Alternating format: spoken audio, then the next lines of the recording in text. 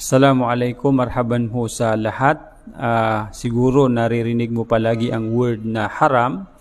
Ang word na haram is tumutukoy sa gawain na ayaw gawin o ayaw ng mga tao. Kinamumuhian po nila ang gawain na ito. Sa Islam, ang haram is yung mga ipinagbabawal ng Allah o ng relihiyong Islam.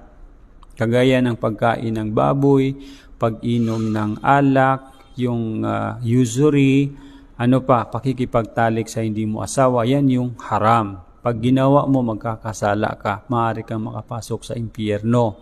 No? May word naman na la yajuz. Ibig sabihin ng la yajuz is hindi pwede.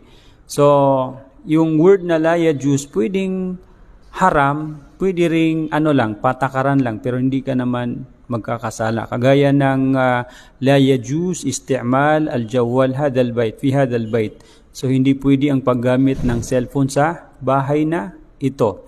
No? Ganun din ang word na la yumkin or ma yumkin, ibig sabihin ay hindi pwede.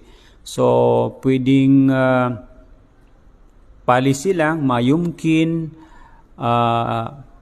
an-nawm fi hadal makan, hindi pwede ang matulog sa lugar na ito.